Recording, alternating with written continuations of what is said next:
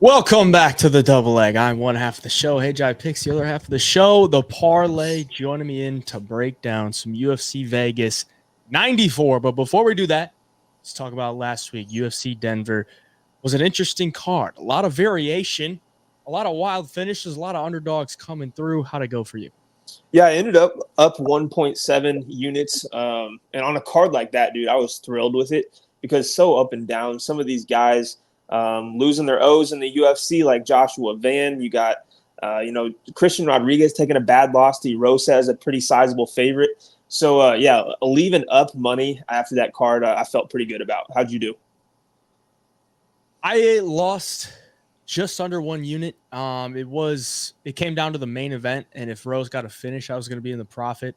But overall, I thought it was just a wild card. We could have had a couple fall through.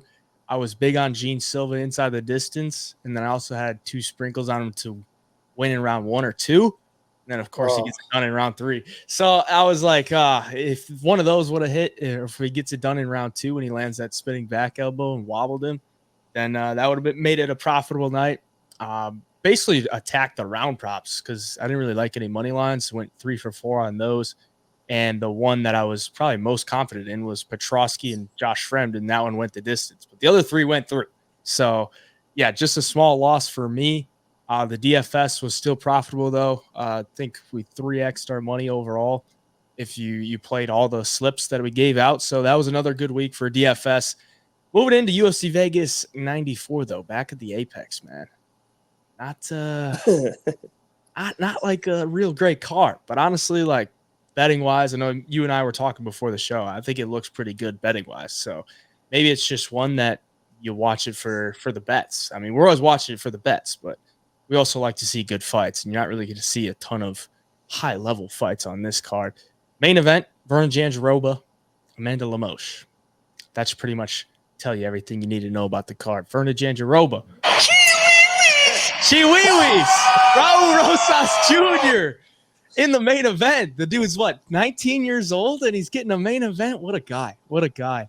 But yeah, I mean, main event, co-main event is okay. Brad Tavares and Jung Young Park, in my opinion, probably a better co-main event than last week. Yeah. No reason that should have been the co-main event. Santiago and Muslim Salikov. But you got anything else before we hop into these fights and start breaking them down? The only thing I'm going to go back to last week, Gene Silva, the sky is the limit for this dude, man. I mean, I'm so impressed with him, and I was so confident in him going in against Dober because Dober overextends and is a little reckless. And Silva's fast. He's accurate. He's tough as nails. He was eating some big shots from Dober. But the damage he can, dish out to these dudes, I don't think many guys are going to be able to handle it. So definitely a dude to keep your eye on. Becoming one of my favorite fighters in the whole entire division and the organization to watch. Props to Gene Silva, man. That was one of the best fights of the year, in my opinion.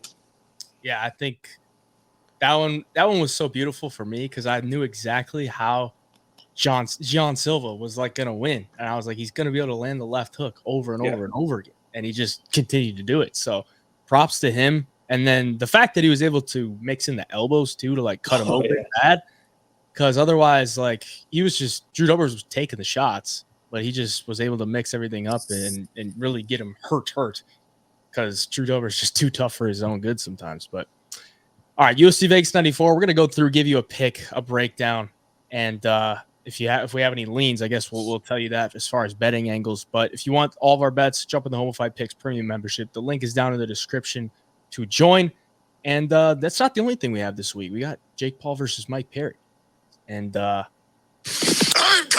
I'm coming to that card. I'm going to be there in Tampa, Florida. So if you're there and you see me, give me a shout, and we'll chop it up. But let's get into it. UFC Vegas 94. First fight of the night.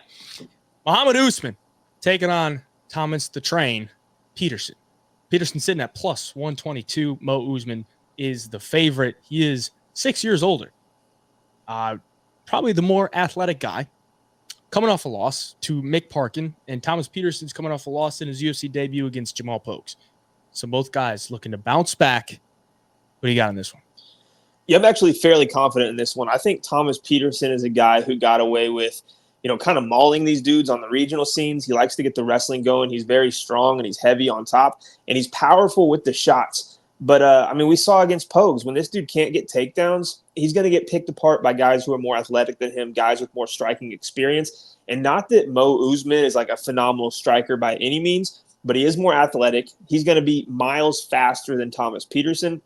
And, even though he's 6 years older, he's not he doesn't really look old out there when he's fighting. He's going to be 30 or 20 something pounds lighter than him. Yeah. I think that's going to benefit him here because he's got a little bit of a wrestling background. He's training with dudes with good wrestling at Killcliff. His brother's Kamaru Usman, for God's sakes. It runs in the blood. I think he's going to be able to use the strength and athleticism to not get taken down, and if he does, work back to his feet. And when he's on the feet, man, he's got a 5-inch reach advantage. He's got the speed advantage, like I said. He doesn't have the worst jab in the world. Like, he's pretty quick with his jab. Sometimes that's all he throws in these fights. And it costs him because, not a lot of volume happening. But if Thomas Petersen gets caught on the feet with Mo Usman, I think Mo Usman just lands way more volume. I don't think it's going to be real easy to hit Mo Usman on the feet for Petersen due to the athleticism. And overall, I think it's a good bounce back spot for Mo. I'm not really big on Petersen, man. Like, if you can't get guys down at this level like Jamal Pogues, I just don't think you're going to have much success with that game plan going forward. So, yeah, give me Mo Usman. I don't think minus 155 is that bad of a number either. Yeah, I don't think so either. I mean, I think Jamal Pogues is probably one of the worst heavyweights on the roster because he really don't even do much in there. All he does is like throw a jab, and it's not even like a hard jab. That's really all he got in his arsenal, and that's how he beat Thomas Petersen. He's like sloppy too, dude. Like, he's not like he's like athletic, but he's like overweight and like not. I don't know. At least Usman's got like some athleticism to him. He doesn't really look really coordinated in there, but he's got some athleticism to him. And I think he's got heart too. Got a lot of heart. He's gonna have a speed advantage. He's got a heart advantage, and that is one thing you got to give Mo Usman, man. Might not be the most talented guy, but he's gonna go out there and he's gonna try his best for all 3 rounds. And I think he could probably win this fight. Like, I don't see any reason why he shouldn't win this fight unless he just goes out there and doesn't fight. Because Thomas Petersen doesn't have a ton to offer on the feet. Like, he's not a very good striker. It is heavyweights, though. I mean, anybody can land anything.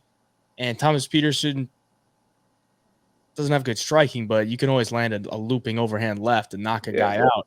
He's a guy that probably wants to take this fight to the ground. He's got a decent single leg takedown, but I think Mo is probably athletic enough to defend it. And even if he does get taken down, like you said, he got that motor. Just get back up to his feet, work up. And I think Thomas Petersen, like you said, like regional heavyweights are always terrible. And then his ticket to get into the UFC was to fight Chandler Cole. He was like 5'9" heavyweight. And all he did was take him down and like lay on him and land ground and pound. So, yeah, no, I think Mo Usman should probably win this fight. And Thomas Petersen picks up another loss. So I guess Mo Usman is my pick. I'm not sure if I'll bet on it, though, just because it's heavyweights. But I think he should win, man. I just don't see a reason why he should lose this fight unless he has a bad performance or has some type of fluke knockout. So he'll be in my pick. Moving on, we got Luana Carolina taking on Lucy Pudilova. Pudilova currently sits as the slight underdog. Luana Carolina is the favorite. And, I guess, is that wrong? It might have flipped. I think it should be I think that should be a minus 125. And plus, minus 125 on Pudilova. She is a slight favorite. Carolina is moving up a weight class to 135. After she missed weight her last time out, where she picked up a win against Yulia Stoliarenko. She is now on a 2-fight winning streak, and Lucy Pudilova is on a nice little losing streak. But she's in some close fights. She probably should have beat Jocelyn Edwards. Probably should have got her hand raised in that one.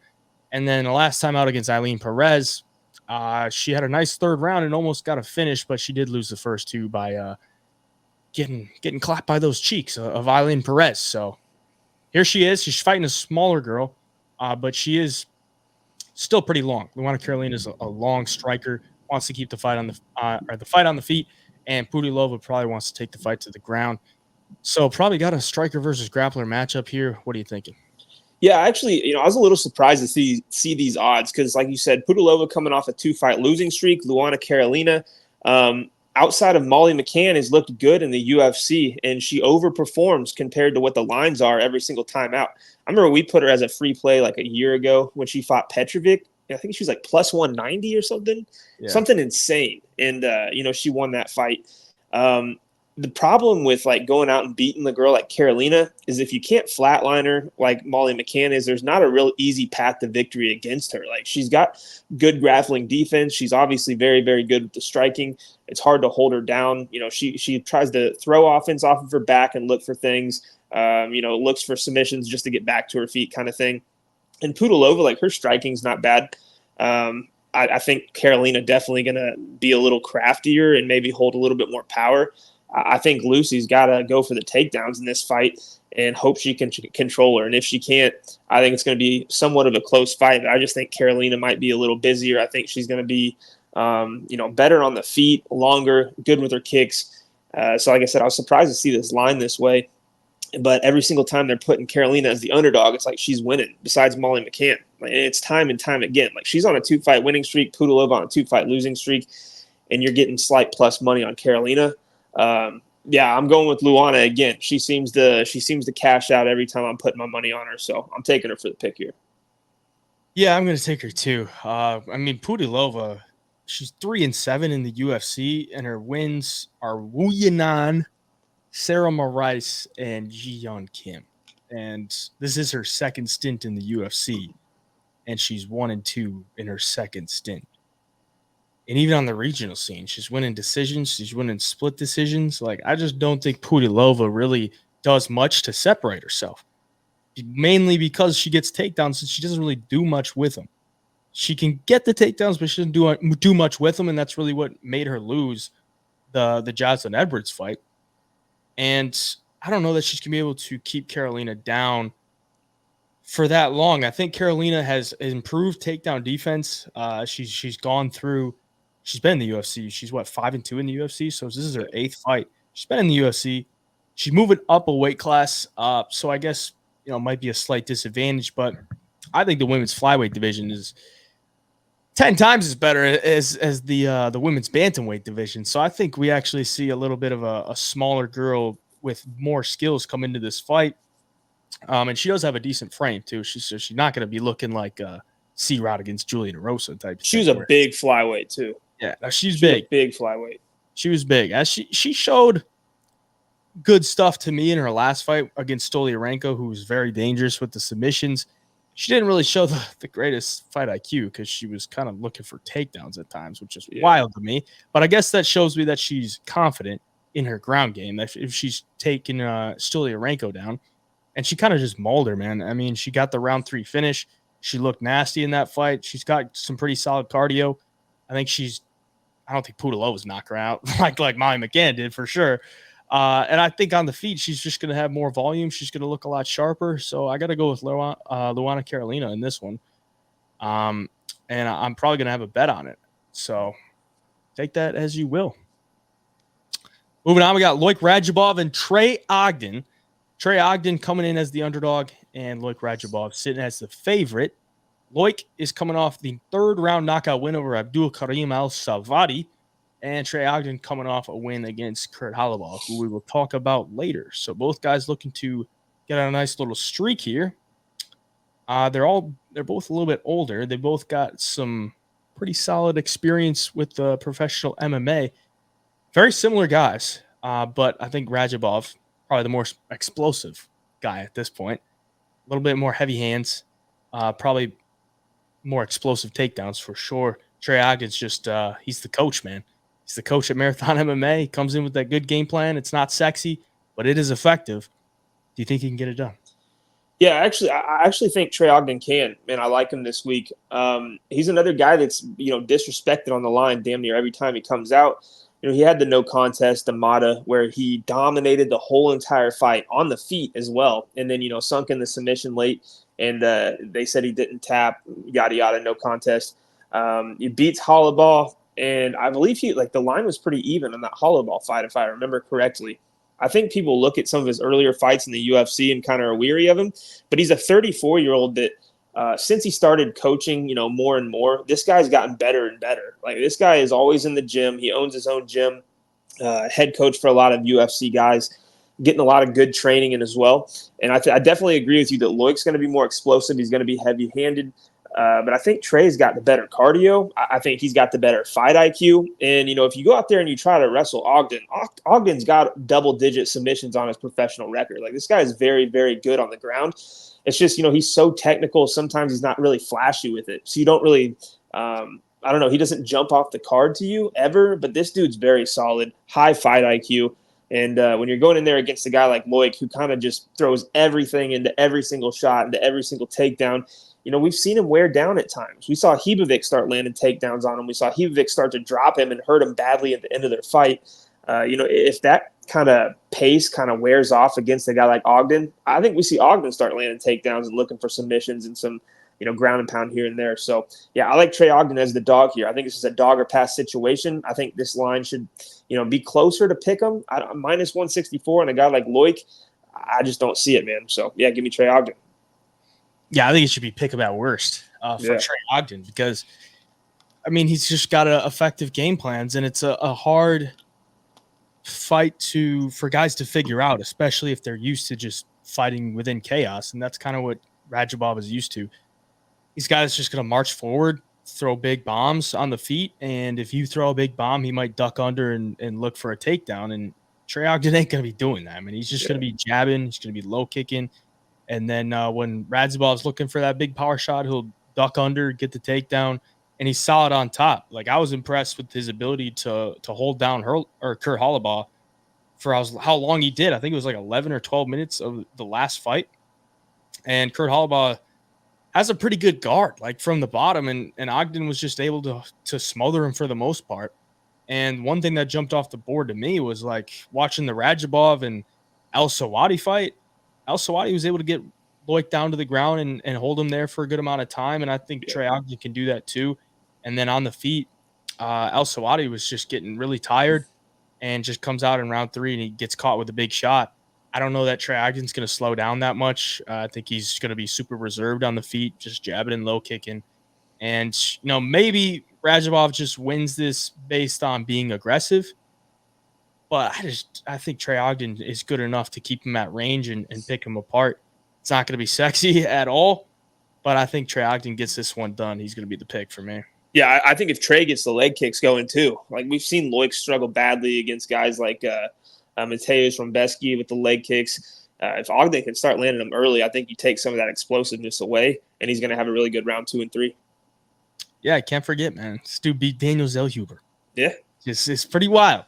And he made him look like a fool most of the fight. Yeah, I know it was Zellhuber's debut, but that kid looks really damn good at this point. And Trey just – he has a way of just, like, lulling guys into these fights where they don't know what to do.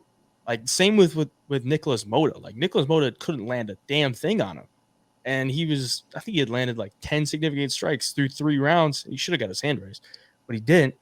And Trey was just out there hypnotizing him at that point. So it's wild. It's wild what a 34-year-old guy that has no knockout power can do to some of these guys on the feet, because it's not like they're scared to throw. They just don't know what to do because he's just moving, jabbing, and he's just hard to hit. So, dude, he's so due for a knockout or a TKO. Like, someone's going to walk into one. He doesn't have any, right? No. He hurt Mata on the feet early. Hit him with a pretty good right. But, no, he has 0. He has 0 finishes by knockout or TKO. So you're taking Trey by KO. If the number's right. Who would you have to be to even think something like that, let alone say it publicly? Trey Ogden is the pick. Let's move on. Miranda Maverick taking on Deani Barbosa. Deani Barbosa is the underdog. Miranda Maverick sits at minus 225. She was supposed to fight Tracy Cortez. Instead, she gets Deani Barbosa, who is now in her second fight in the UFC. She picked up a win in her debut. Pretty controversial.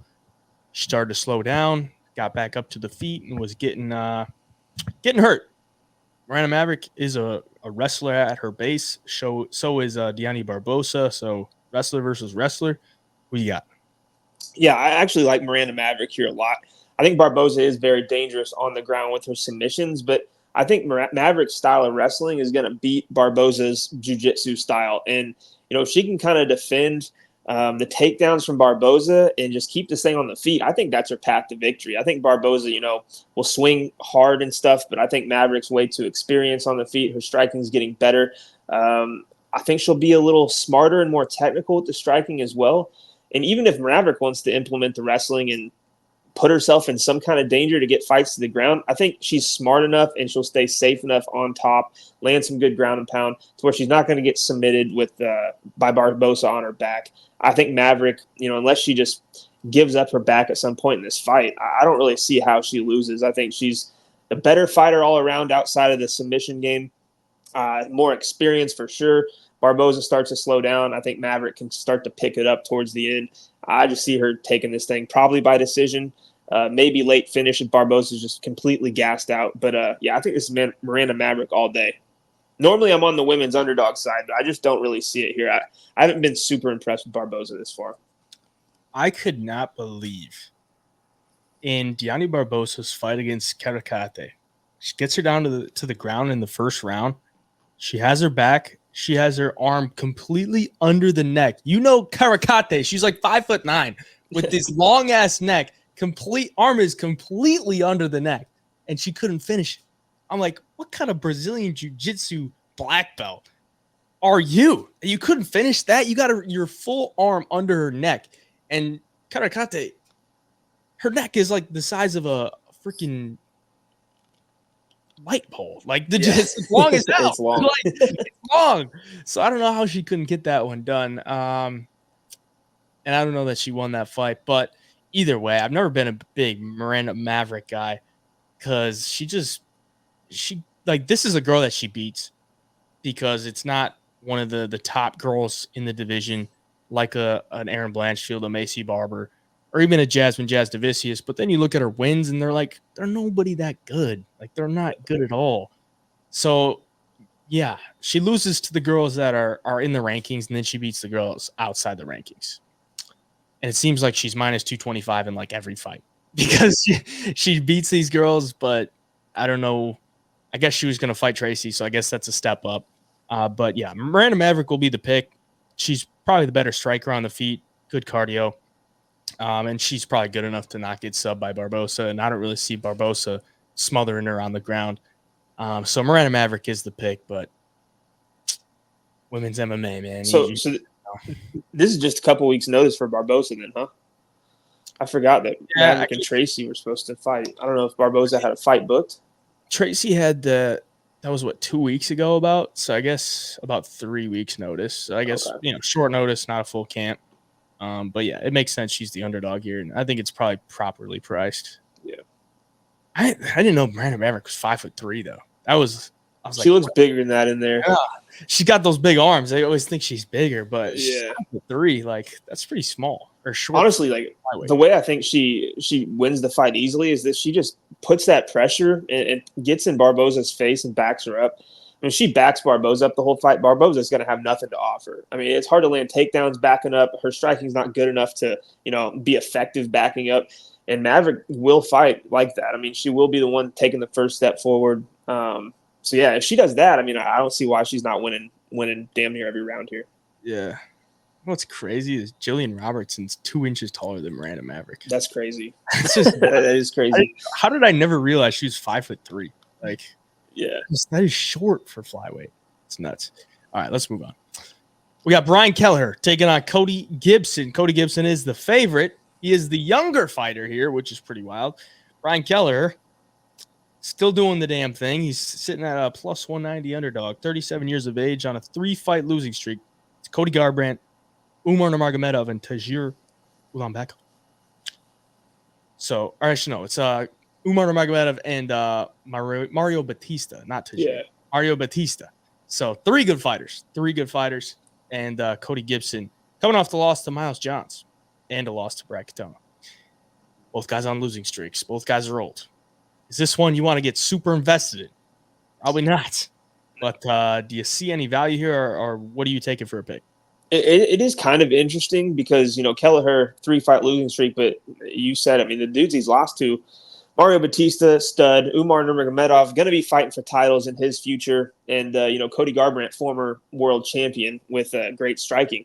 Kelleher took a big shot against Garbrandt, went down face first, but that's not really what Cody does, or Cody Gibson does here. Cody's not going to come out and land haymakers on Brian Kelleher.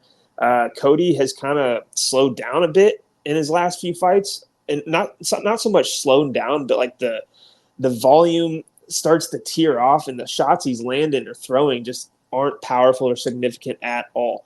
Now, I don't think Kelleher is going to have like an amazing gas tank at this stage in his career going into those later rounds by any means, but I definitely think he can, if he doesn't get clipped with something in the first round, I think he can make it interesting at the least for the first 2 rounds here. If Cody wants to go to the wrestling or anything like that, Kelleher's got a wicked guillotine. He's very powerful with that. He's got a tight squeeze.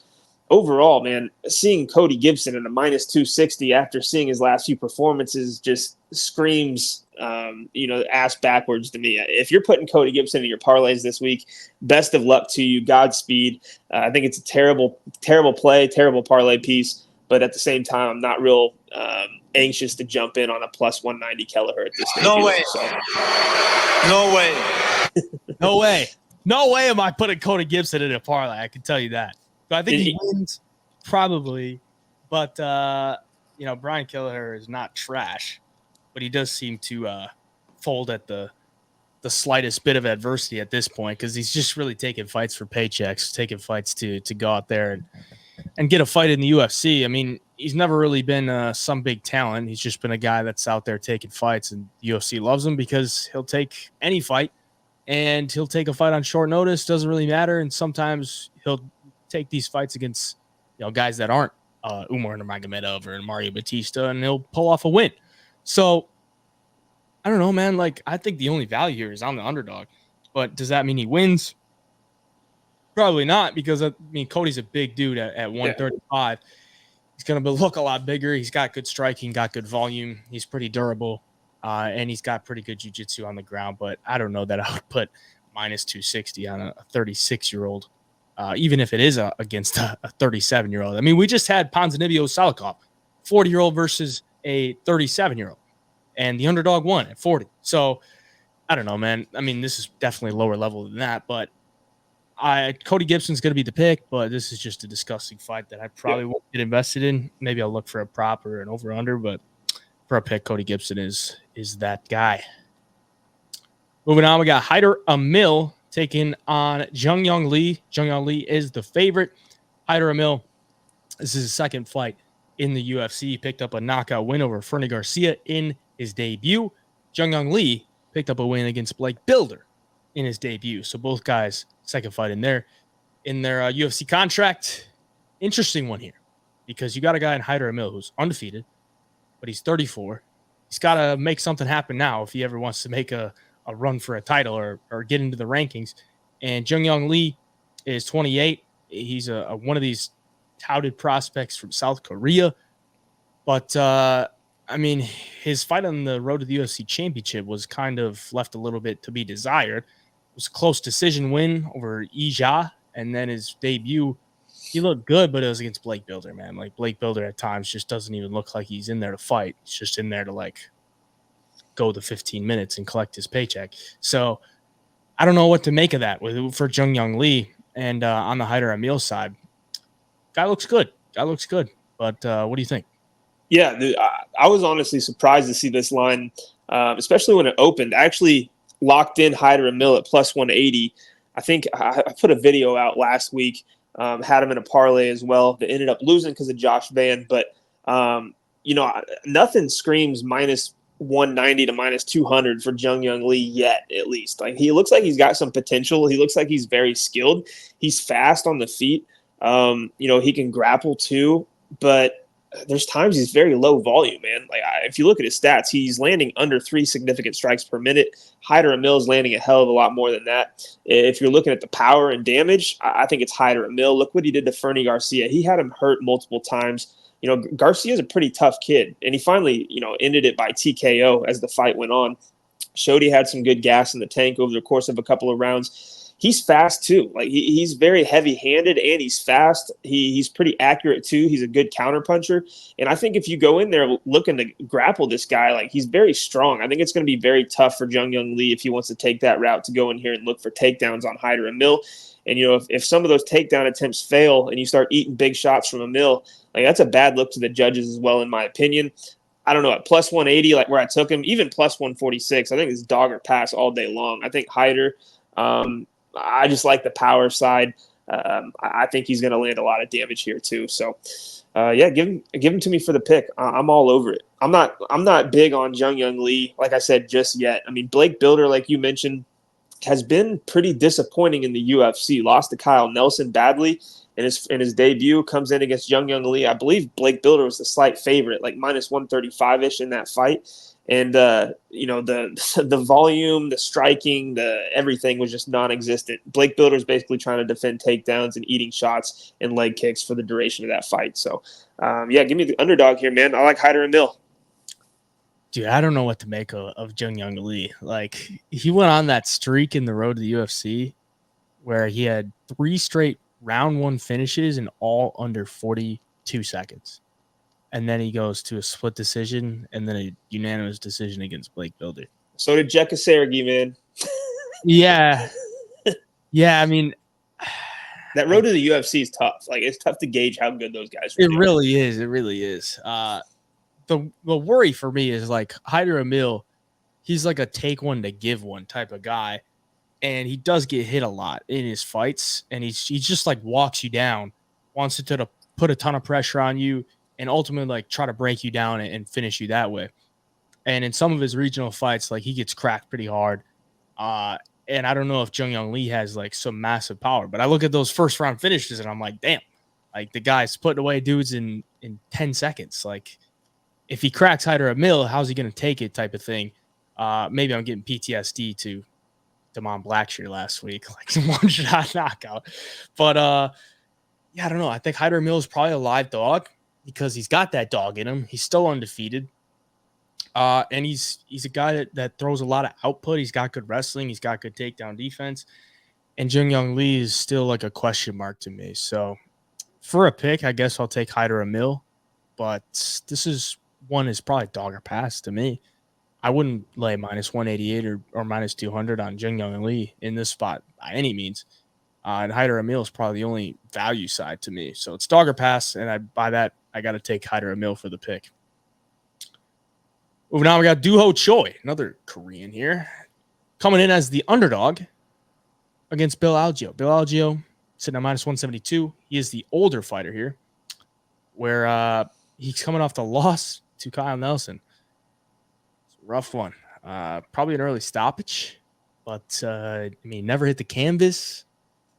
That one's always going to hurt. That one's always going to hurt. He was getting cracked, but that one's always going to hurt because I would have liked to see him go down a little bit. And Kyle Nelson Kyle Nelson was about to lose to Doo Ho Choi, and then they had the headbutt and they took the point away with like a minute left, and then it goes to a draw, and then Kyle Nelson goes on this run, which is just wild stuff, man, because he was about to lose like 4 in a row.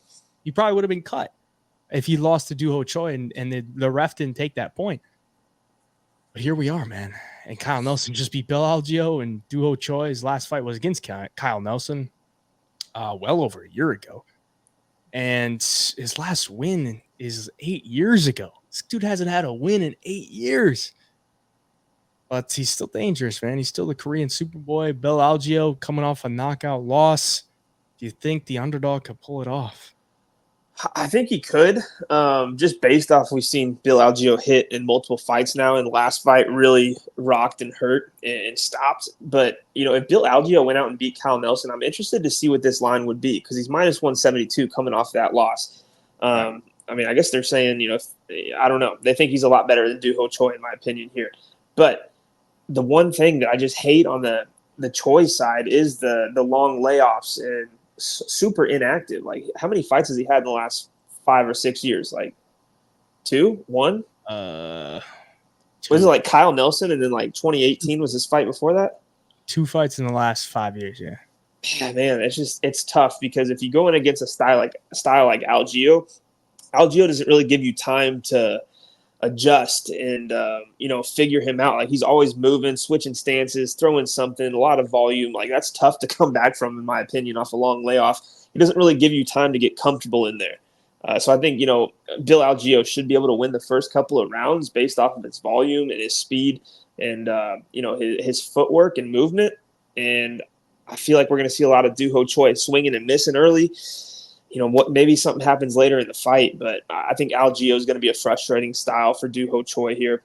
I'm going to take Bill Algeo for the pick. Definitely not betting on him at -172, considering Doo-Ho Choi is dangerous. Like you said, he's got some power, and we saw Bill Algeo take some big shots against Kyle Nelson, Kyle Nelson's technical, and he's good, and he's on a little bit of a resurgence, but he's not like the fastest, twitchiest striker. Doo-Ho Choi is pretty quick. I'm going to take Algeo, but not confident whatsoever in this one. This is a weird fight. Bill Algeo never lost 2 in a row.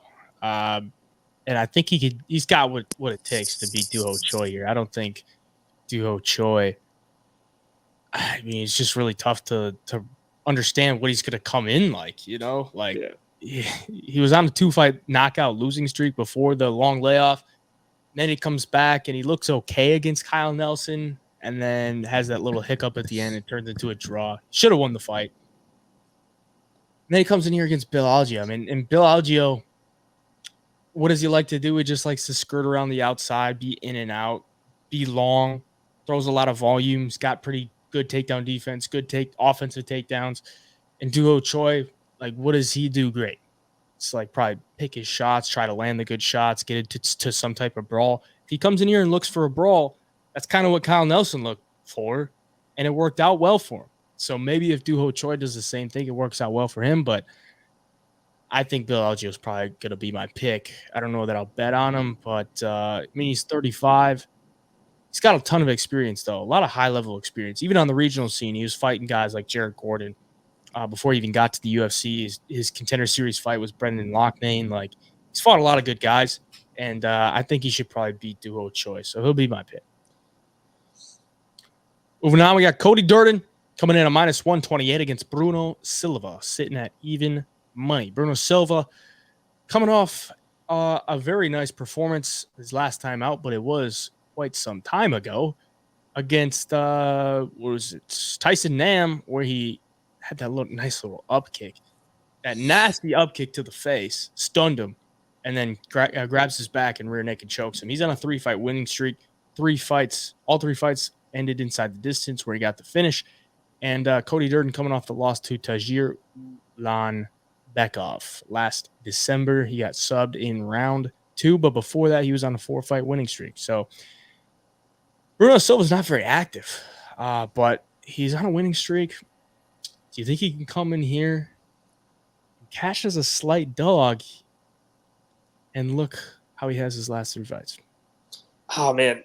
It's a tough one for me. Originally, I was on Cody Durden because the guy is relentless with his wrestling. He's a guy who took down Charles Johnson almost, I forget how many times it was, but it was a ton. He's had other fights where he just lands takedown after takedown, but he's very susceptible to the submission. And Bruno Silva submits Tyson Nam. He's got other submissions on his record as well.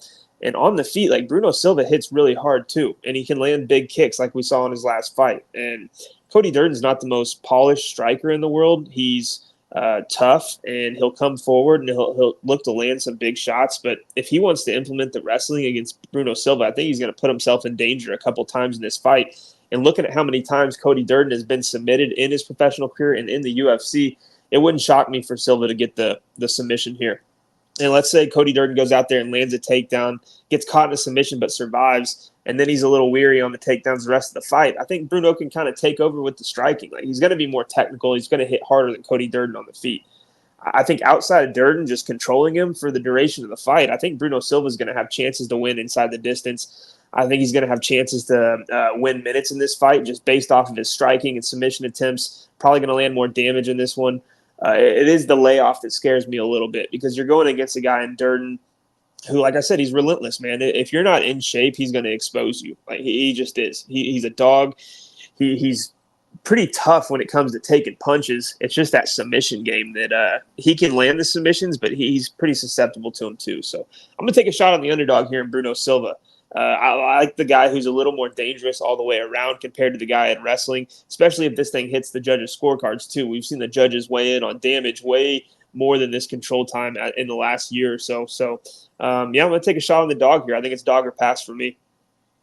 Yeah, I'm kind of thinking that way too. I mean, the one thing that I look at is Bruno Silva's 5'4". Like, he's a small He is fly. a small guy. But he's very explosive, and he doesn't really. It's different with like Josh Fan. Like, Josh Fan's walking you forward. He's 5'4", and he's in your face the entire time. Bruno Silva's a guy that kind of plays towards the outside and then kind of waits for you and then counters and picks his spots, can go to his own offensive wrestling if he needs to. And Cody Durden's a guy that is just going to bring the pressure. And initially I'm thinking like Cody Durden, if he brings that pressure, he's just going to be bigger, and he's probably going to be able to take him down and rinse and repeat. But I think Bruno Silva's just the more dangerous guy in this spot. And with flyweights, I usually like a dangerous dude. And if Bruno Silva can get back to his feet after Cody Durden looks for takedowns, they're back to the feet, he can land some big shots, and Cody Durden hasn't always been the most durable guy.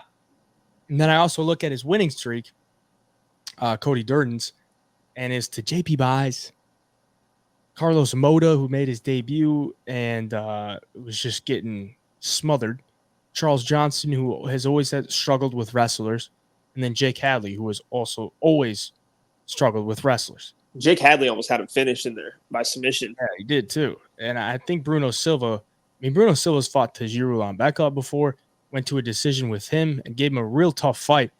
And, won one of the rounds and was wearing out Tajir. And then he goes on the 3-fight winning streak. And, yeah, it was to JP Buys, Victor Rodriguez, and Tyson Nam, like a 40-year-old Tyson Nam. But, he shows pretty good skills. He trains at Fight Ready with Cejudo. I think he should be ready for a wrestler here. And on the feet, I got to give the edge to Bruno Silva. So I'm going to take him for a pick. I'm not sure if I'll bet him, but I do think he's the more dangerous dude here. And I like that, so I'll take Bruno. Moving along, we got Kurt Holobaugh coming in as the underdog against Kanan Kruschewsky. Sit at minus 170. Holobaugh's 37.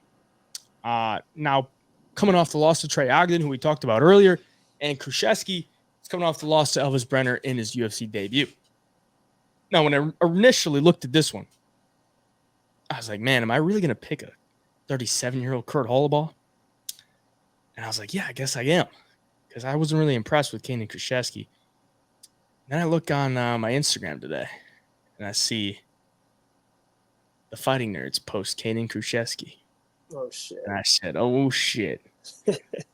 Fighting Nerds got Kanan Kruschewsky under their belt now. I think I got to switch my pick. Because I pretty much threw it up to a coin toss. And I'm going to decide with Kanan Kruschewsky just for that reason. What are you thinking on this one? Yeah, no, that's very interesting because whatever they're doing at Fighting Nerds is obviously working. They got a star in the making in Gene Silva. They got Kaio, who's beating everybody in the UFC that the UFC throws at him. No, I think Kanan should win this fight. Kurt, he's weathered. He's older. He's taken some big damage and losing a lot of fights. The one thing that scares me, though, is that Kanan comes out, it has a big first round, can't put Holobaugh away, and then he starts getting tired. Because Kurt is like a vet to where he knows how to fight for 3 rounds. And he's going to be there until the final bell if you don't put him out or submit him. And that does scare me because, Kanan, pretty unproven at this level. We know he's got powerful striking. He's explosive. He can grapple. But coming out here and getting, cold cocked by Elvis Brenner in the first round, face planted over like a little, he got clipped behind the ear with like a shot that was very powerful, but just barely clipped him right in the right spot. Like, if that happens in this fight, I do think it's in the later rounds because Kanan's exhausted from trying to look for finishes early. Everything in me tells me Kanan should win this fight, but it's just that veteran savvy Kurt Holobaugh who just survives and then gives himself a chance in the last couple of rounds that scares me here. I'm going to take Kanan for the pick too, because at the end of the day, I think he's the age difference isn't big between these two. It's 37 for Kurt, 33 for Kanan. But in terms of their career, like Kanan's definitely the fresher fighter here by a long shot. So if he does end up having very good cardio, I think he's going to pick him apart on the feet. He's going to land some big shots and win the first 2 rounds for sure. So I'm going to take him for the pick. But there's a world where Kurt comes on in the second and third and really puts it on him, in my opinion. Yeah, I could see that as a big worry too. I'm going through Tapology, and in 2016, it said Kruschewsky was scheduled to fight Davison Figueiredo. Oh, shit. I don't know. What weight class? Yeah, it doesn't say a weight class, but I don't know how that would make sense. Like, it says it was scheduled at flyweight. I mean, Kruschewsky never fought at flyweight, man. I don't think he ever has. He's been at those Brazilian steakhouses then lately. Yeah, I don't know. Putting on the pounds. Every fight before that, they don't have the weight classes. But yeah, that's pretty wild. But Kanan's a big 155er too. Like he's gonna be tough to deal with for a lot of people in that first and second round. Yeah, I mean his debut was at 165 because it was short notice, I think, against Brenner, and Brenner just beat the shit out of him. Because Kruschewsky's he's kind of flat-footed, and he just kind of marches forward. He's not really real quick laterally nor vertically. Like he's just kind of stands there and he's looking to land a big shot. And Elvis Brenner kind of exposed him by just hitting angles on him. And I don't know that Kurt Holobaugh is going to be able to do that, but I do think Holobaugh's boxing is probably better. Yeah. But probably going to have more volume too, in my opinion. Yeah, more volume. Like he's just going to have more combinations like in the pocket, and Kruschewsky kind of leaves his hands down in the pocket, which kind of worries me. And then on the ground, like Kruschewsky has shown a decent ground game, but I don't know that it's really against the best competition. Like on the Contender Series, he got the guy down, took his back, and choked him out, but it didn't really look like, wasn't like, holy shit, like this guy's a beast on the ground type of thing. And Holobaugh, he's got good jiu-jitsu. He's got pretty solid boxing. So I chalked it up to a coin toss. But after I saw the Fighting Nerds thing, I guess I'll just take Kruschewsky. But this is a gross one, man. This is a real gross one. Yeah.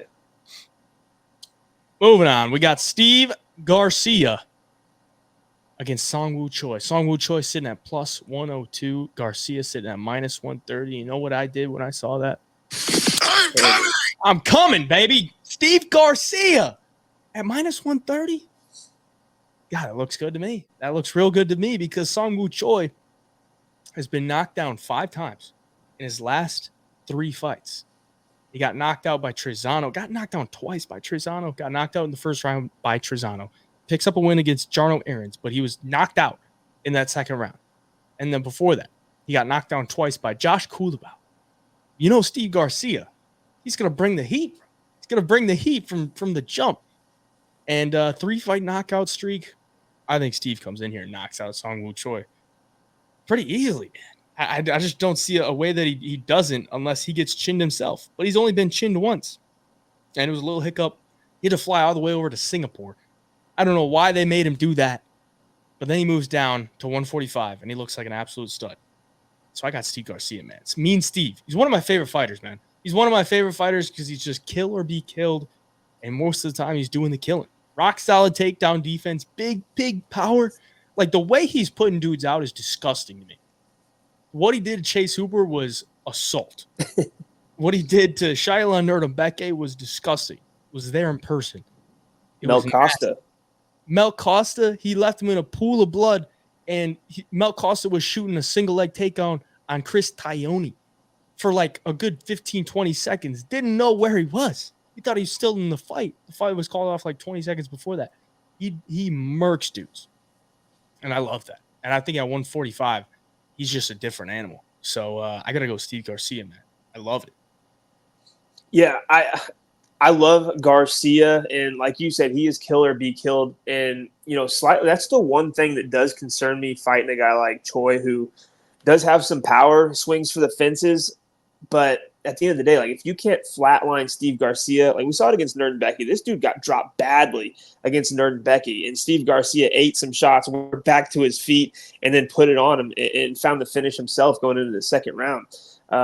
So yeah, if Sungwoo Choi, like I don't really think he has the tools in the game to really deal with that kind of pressure too as the fight goes on. I think if he doesn't knock him out in the first round, Steve Garcia is going to put an ass whooping on Sungwoo Choi for sure. The power difference too, like both guys are powerful, both guys are big for the division, but Garcia, I think, has the more heavy hands here. He's going to be able to fight going downhill too. I think Sungwoo Choi would rather have like a technical striking match. Garcia is just going to come forward. He's going to throw big shots. I think he's going to land his fair share of the big shots, whether they drop or knock out Choi. To be determined, I would guess yes. But at minus 130, like this is a guy that's going to fight for your money. Like you know what you're getting with Steve Garcia. You're going to get a guy who's going to look to take his opponent's head off every second of this fight. So yeah, this number I like a lot actually. I think Steve Garcia going to put on a good performance, get the dub. I love it. I just don't think Sungwoo Choi is really that good. Like he has so much hype originally, and then he starts losing, and and then he comes back against like Jarno Aarons and gets the win. Like he's not really beating guys like Garcia at all. So yeah, and he pretty much, I mean, Jarno looked so good in his last fight, but he just didn't really look that good that fight. Like I don't know what it was, but it was in Singapore too. Like definitely the crowd was on Choi's side. It looks like Jarno was kind of just tired too. Yeah, it could have been, but he landed that nasty uppercut. Yeah, that dropped Sungwoo Choi. Like lights shut off for a second. Mean Steve, get it done for the boys. Moving on. We got Brad Tavares in the co-main event against Jung Young Park. Park sitting at minus 184. Tavares comes back at plus 142. Tavares is the older fighter at 36. He's got a lot of miles. This will be his 30th professional fight. Jung Young Park coming off the loss to Andre Muniz, which snapped his nice little winning streak. And he just got wrestled up, man. He got wrestled up by Andre Muniz and gave up, 11 takedowns, just getting wet blanketed, man. Pretty boring fight. And Park had his moments where he was able to get on top and land some damage. And one of the judges actually gave the fight to Jung Young Park, which is pretty crazy.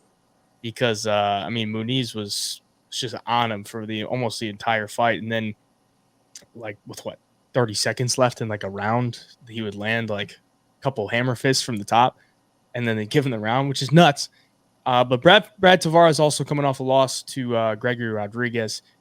Looking to bounce back, man. I mean, a vet here against another vet, but also a guy that's still 33, was on a nice win streak, took a loss, looking to bounce back. What do you got? Yeah, it's interesting to me to see the line this way. Like for Jung Young Park, like if you look at a lot of his wins, he's had a lot of submissions. His game plan has been to get the takedowns, find the subs. And on the flip side, like Brad Tavares, super long UFC career with some of the best takedown defense on paper in history. Like the guy is stuffed, what is it? I forget if it's 85, 86% takedown defense? I'm on vacation, boys. I don't have my computer handy. But notoriously 81% takedown defense, but he's definitely had to defend a lot throughout his career. Yeah, and I mean the guy is very, very strong as well. He's going to have the strength advantage, I believe. But he's very good at stuffing the takedowns. He's going to be the more technical striker. He's probably going to throw a lot more volume than Park, in my opinion. I just think if Park can't get the takedowns in this fight, I don't see where he wins. Like Park doesn't go out there and knock people out. That's kind of been Tavares' downfall. Like against RoboCop, late in the fight, he gets finished. Even against Bruno Silva, Tavares gets finished in the first by a questionable stoppage. I mean, he got knocked down and popped back up and wasn't really even wobbling around. He was kind of asking the ref why he stopped it. If anybody's dealing damage on the feet, I think Tavares is just going to kick his legs off, if I'm being honest. And if Park can't find the takedowns, I think he's going to look lost here. So plus 142 on the dog, I don't think it's a bad play. Even though he's older, he's got a lot of miles on him. If he gets taken down, I don't see a world where Park's going to have an easy time controlling him either. So, yeah, man, if this thing plays out on the feet, I think Tavares is going to kick his legs off, land some good jabs, right hands, and ultimately win this fight. So I'm taking Brad as the dog here. Yeah. Kind of thinking the same way because, Park's 4-fight win streak was against Eric Anders, Joseph Holmes. Who the fuck is that guy? Dennis Talulin. Who the fuck is that guy? Albert Durayan. Who the fuck is that? Come on, man. Brad Tavares would beat those guys too. These guys are trash. And he was on a nice streak. He picked up, he was like the king of the Apex for a little bit there because that's the only place he fights, apparently. And now he's coming in as a favorite against Tavares. Like, I don't know, man. It just seems a bit rich. Like, you got to give it to him. He's a guy that is going to go in there. He's going to throw a good amount of volume. He's going to be working the entire time. But he just doesn't really hurt guys. And Tavares, you said it, it's like his downfall is just these big power punchers. Like a Gregory Rodriguez or a Dracus Duplessis or a Bruno Silva, you have to respect what's coming at you. I don't know that he's really going to respect what's coming at him with Jung Young Park. And if you can defend takedowns, then it's probably going to look like a Chris Weidman fight or a Omari Akhmedov fight where he stuffs 8 to 10 takedowns and then is just able to keep it on the feet and do his work there. Not that Jung Young Park is a fish out of water on the feet, but I think Brad actually has some pretty nice striking. I know he's older, but I do think he should probably be able to outstrike Jung Young Park on the feet. So I'm with you. I think Brad Tavares as the underdog is the only side I would bet on. And I guess I'll take him for a pick. So I'd chalk it up to a dog or pass, if that makes sense. And by that means he is my pick. Takes us to the main event. We got Amanda Lemos sitting at plus 110 against Verna Jandiroba.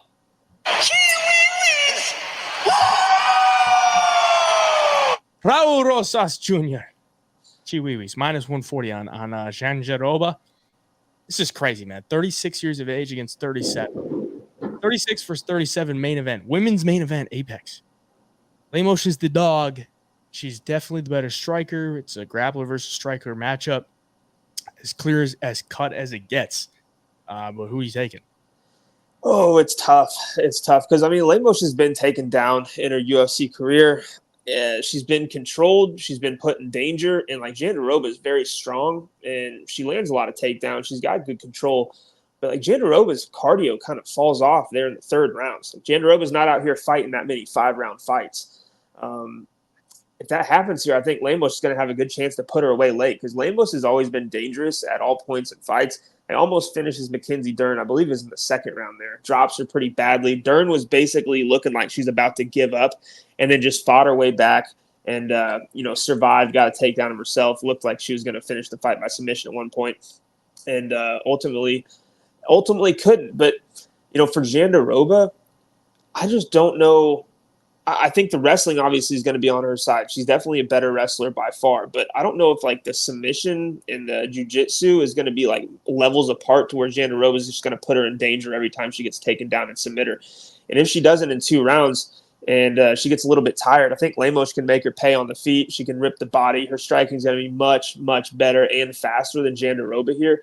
And this is a 5-round fight. I think that suits Lemos as the dog. It's just you can't get taken down and lose the first 3 and then be trying to look for the finish in the 4th and 5th. Because if that's the style, I don't think plus 110 is going to be worth the shot on hoping she wins in the 4th and 5th round here. And it's a tough call because the styles, Verna's very good with the control and the takedowns. And it does win minutes and it does win fights. But refs or judges are also looking at damage. Lemos is going to have the better striking. Lemos also locks up these weird submissions too. She had Zhang Wei Li in a little bit of trouble with that. I forget if it was an anaconda or a ninja choke or something. She's sneaky with those as well. I can see her locking something in. I don't know. I want to take the girl that's a little more dangerous. I think it's his dog or pass in women's MMA here. And Lemos, for me, is that more dangerous fighter, especially over the course of 5 rounds. I'll take her for the pick. I think the speed advantage is going to be big too. I think the strength advantage is on Verna's side. I do think she could have some success with the wrestling in the first 2 to 3 rounds.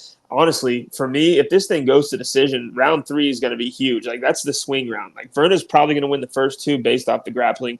Amanda's probably going to be able to, outlast her with the cardio, get the striking going late. What happens in the 3rd round? Dog or pass for me, man. I'll take Lemos. I think this might be the only one we're not aligned on. Pretty sure we had the same picks for every single fight except for this one. I'm going to go with the Verna Jandiroba side, but it's not high confidence. I just think she's going to win the minutes. And in women's MMA, I'm not going to bet on the power puncher, man. I'm just not. I think Verna Jandiroba gets the takedowns. And Lemos, 57% takedown defense. It's pretty bad. It's real bad. mean, And Shane, Verna is one of the better wrestlers in the division, honestly. probably the best, honestly. Yeah, she could be the best. She might be the best grappler in the division because she gets you to the ground and she just like sticks to you, man. Like you can't get off of her. And she looks so good against Lupi Godinez. Like just her ability to stick to Lupi, who has really good takedown defense. And then, I mean, she only took her down twice, but she was just able to hold on to her back from the cage and like throw up against the cage. She's strong. I don't know that Lemos is going to be able to get her off of her. And eventually she's going to tire out too, having to defend all this. With that poor takedown defense, I got to go with the minute winner in Verna Jandiroba. I guess maybe later in the fight, Verna's going to have to get those takedowns. Every fight or every round starts on the feet. So I guess that gives Lemos some chance. But, Verna's never been finished. She's by sub or KO. She's only lost decisions, and her decision losses are to Hebos, Durden, and Esparza. All those girls are kind of just grappler wrestlers with some good striking. Like, I don't know, man. I think Verna Jandiroba is just always underrated, and Lemos, she's kind of the flashy, big knockout girl. But at some level, it just doesn't work. Like, Weili put out an absolute clinic. Oh, yeah. And I'm not saying that Verna's going to do that to her because Verna don't have the stand-up to back up what Weili did. But on the ground, I mean, she just completely dominated her. And Lemos has always struggled with that. So I'll take Verna for the pick, but it's disgusting women's MMA, and probably don't even need to bet on it. So that's it, man. That's UFC Vegas 94. Like I said, I'll be in Tampa, Florida at Jake Paul versus Mike Perry. If you see me there, give me a shout. If you want all the bets for this week, jump in the Homo Fight Picks Premium membership. That's where you can get every single one of our UFC bets every single week. I feel good about this card betting-wise. Rarely do I ever put in 1, 2, 3 bets on a Monday, but I put 3 bets in today. I like it. I think I got some other spots that I'm looking at. So I feel good about this week. I think it's going to be one of these cards where it's just so slept on that there's a lot of good opportunities. And sometimes those are the best to make money on. Got any closing words for the viewers? Appreciate y'all for watching again, but I'll leave it to you. No, yeah, this is a better betting card. Like to the eye, it's not the best Apex card. A lot of people are going to trash it. But the spots are good, man. The spots are good. I'm going to call it now. The dogs are going to be barking at UFC Vegas 94, in my opinion. Just you get lower level MMA, it's harder to price these fighters for the sports books and for the line makers. I mean, it just is. So, I'm going to call it. Let's say, how many fights are there? 12? I think 12, yeah. 5 dogs are going to win. 5 or over. Over under at 5. I could see it. I mean, we had over 5 or 6 at Denver. I mean, yeah, unexpected ones too. So. Yeah, we'll see. Stay up to date with everything at Homo Picks on IG, at HeyJai Picks on the medias for me. Where can I find you? All social medias at the Parlay MMA. Till next week, where we break down UFC 304. Good luck this week. The Double Leg signing out. Peace.